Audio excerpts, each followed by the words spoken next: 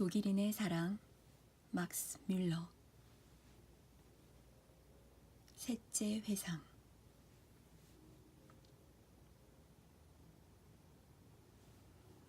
어린 시절에 하늘에 떠 있는 구름은 오래 가지 않는다.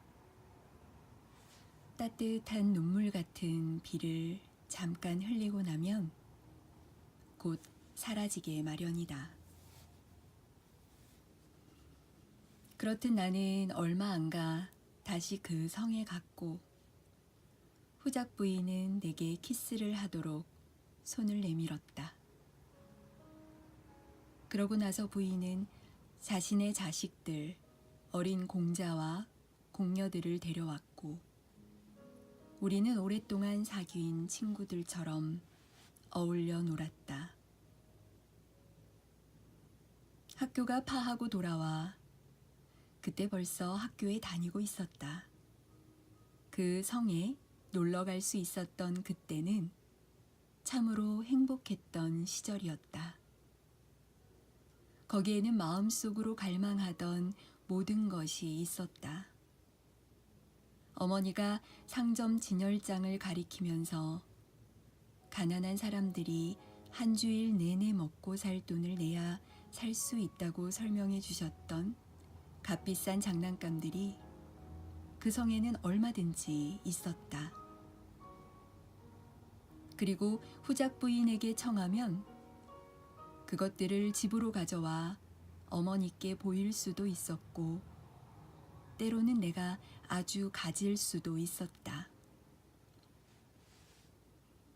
또 책방에서 아버지와 함께 본 예쁜 그림책들, 그렇지만 아주 착한 아이들만 가질 수 있다고 했던 그림책들도 나는 그 성에서 종종 뒤져보며 몇 시간이고 들여다볼 수도 있었다.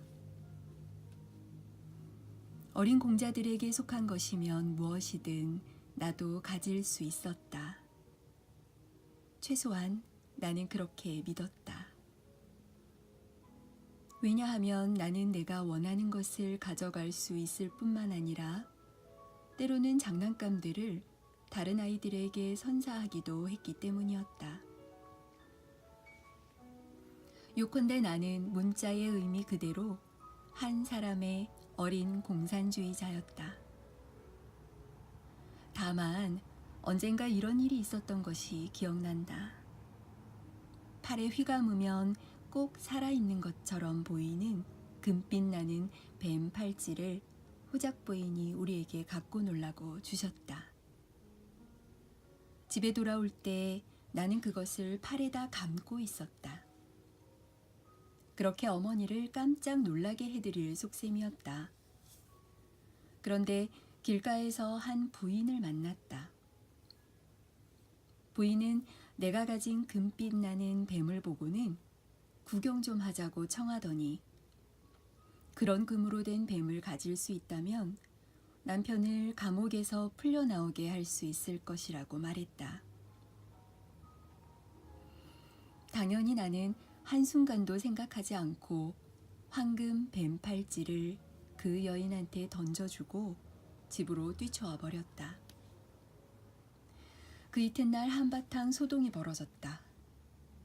그 불쌍한 여자가 성으로 끌려와 울고 있고, 사람들은 그 여자가 나한테서 팔찌를 훔쳤다고들 떠들었다. 그 소리를 듣자 나는 너무도 화가 나서 그 팔찌는 내가 그 여자에게 선사한 것이며 나는 그것을 다시는 갖고 싶지 않다고 진지하게 열을 내어 설명했다. 다음 일이 어떻게 되었는지는 모른다. 그렇지만 그 일이 있고 난 뒤부터는 내가 집으로 가져오는 물건을 일일이 후작 부인에게 보였던 것만은 기억하고 있다. 그렇지만 내게 있어서 내 것과 남의 것이라는 개념이 완전히 개발되기까지는 그러고도 한참이 걸렸다. 나는 빨간색과 파란색을 구별하는데도 꽤 오랜 시간이 걸렸는데, 마찬가지로 내 것과 남의 것의 구별은 한동안 애매하게 혼동을 이루고 있었다. 그런 일로 친구들의 웃음거리가 되었던 맨 마지막 사건을 지금도 기억하고 있다. 그것은 어머니가 내게 사과를 사오라고 돈을 주셨을 때의 일이었다. 어머니는 1그론센짜리 은화를 주셨다. 그런데 사과값은 6페니밖에 되지 않았다. 가게 주인 여자한테 1그로센짜리 은화를 내주자 여인은 내가 보기에 아주 우울한 표정으로 오늘은 하루 종일 아무것도 팔지 못했기 때문에 거스름돈이 한 푼도 없노라 말했다. 그리고는 1그롯의 너치를 모두 사가길 원하는 것이었다. 그때 6페니짜리 동전이 내 주머니에 있다는 생각이 얼핏 떠올랐다. 그것이면 지금의 곤란한 문제가 풀릴 거라는 생각에 기뻐하면서 그것을 부인에게 내주며 말했었다. 이제 이걸로 나한테 6페니를 거슬러 줄 수 있잖아요. 하지만 그녀는 내 뜻을 영 알아차리지 못하고는 1그로센짜리 은화를 내게 되돌려주고 6페니짜리 동전을 받아 넣었던 것이다. 내가 거의 매일처럼 어린 공자들과 놀기 위해 그리고 얼마 후에는 같이 프랑스어를 배우기 위해 성으로 올라갔던 그 시절. 나의 기억 속에 파고든 또 하나의 모습이 있다. 그것은 후작의 딸로서 백작의 지위를 가진 마리아라는 소녀였다. 그녀의 어머니는 출산 직후 세상을 떠나 후작은 재혼을 했던 것이다. 내가 그녀를 언제 처음 보았는지는 기억이 나지 않는다.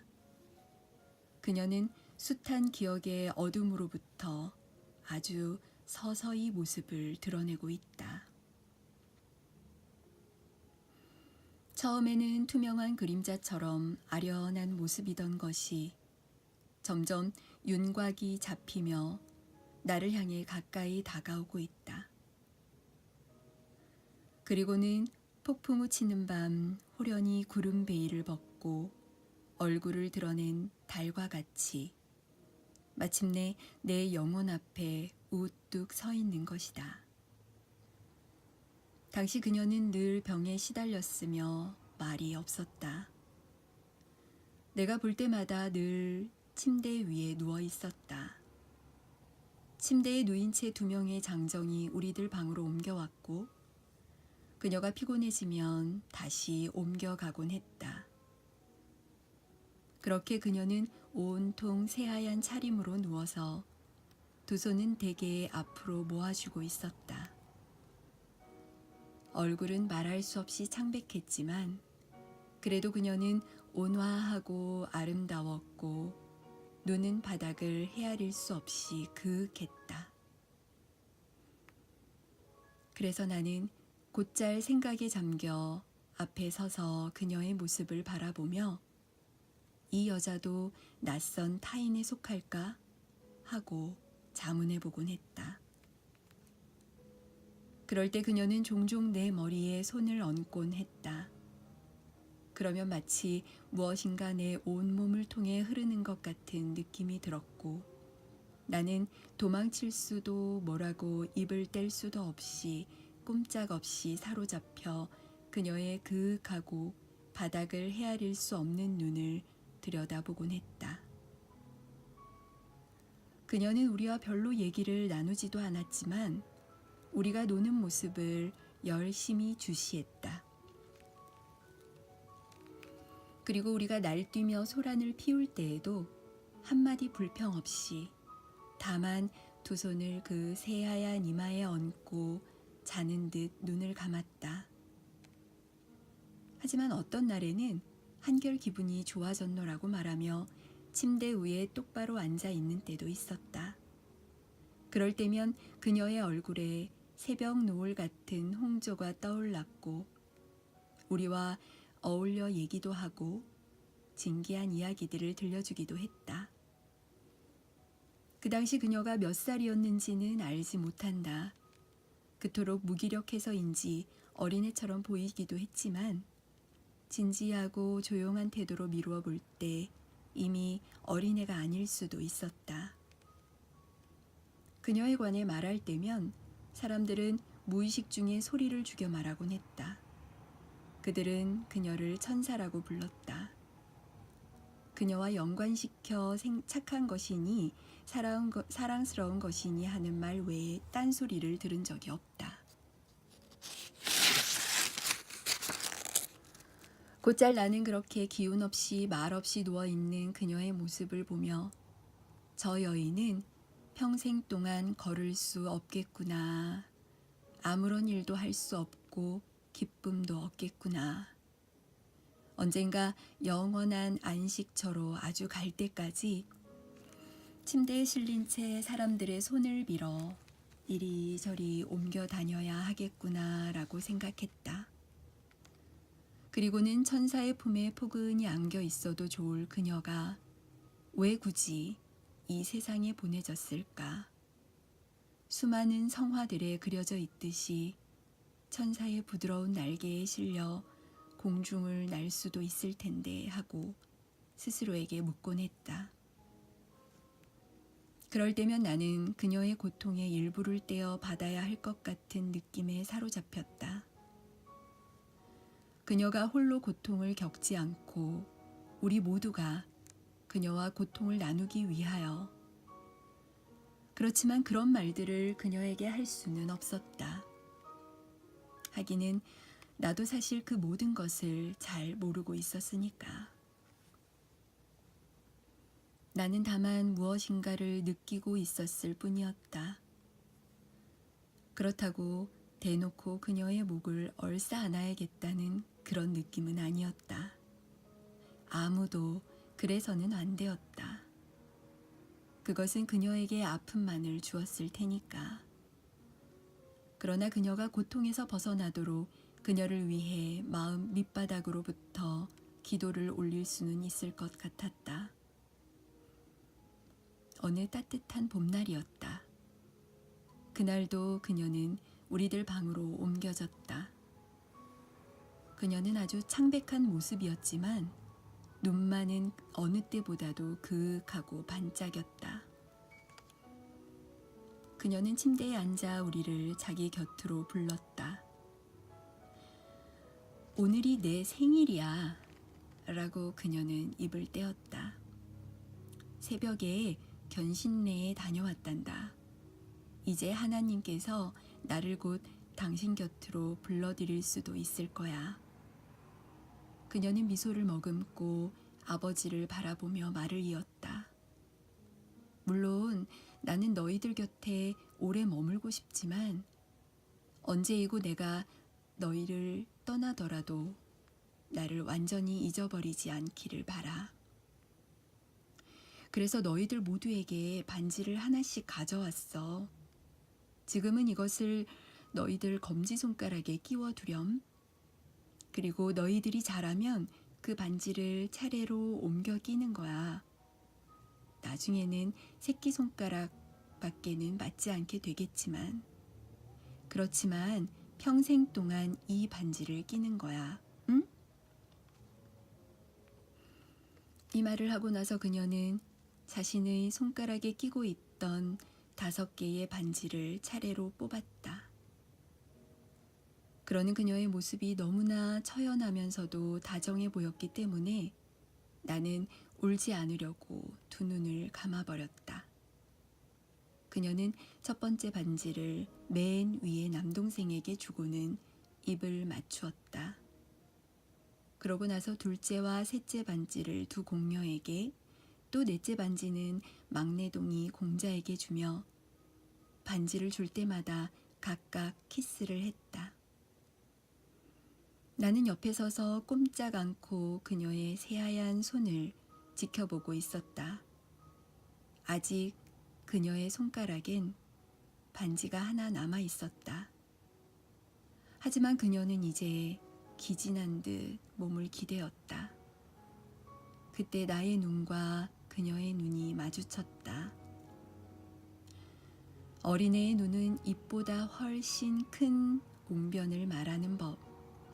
그래서 그녀는 내 마음속의 소리를 들었던 모양이다. 마지막 반지라면 나는 차라리 받고 싶지 않은 심정이었다. 그렇지만 나는 한낱 타인이라는 것, 나는 그녀에게 속해 있지 않으며 그녀가 자신의 형제나 자매보다는 나를 덜 사랑한다는 것을 느끼고 있었다. 그러자 가슴 속 한 줄기 혈관이 터지는 듯한, 아니면 신경이 한올 잘려나가는 듯한 고통이 덮쳐왔다. 이 괴로움을 감추기 위해 어디에다 시선을 두어야 할지 나는 갈피를 못 잡고 있었다.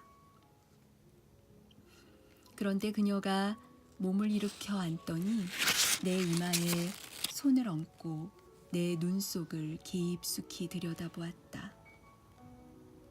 그렇게 그녀는 내 머릿속의 생각을 속속들이 읽는 것만 같았다.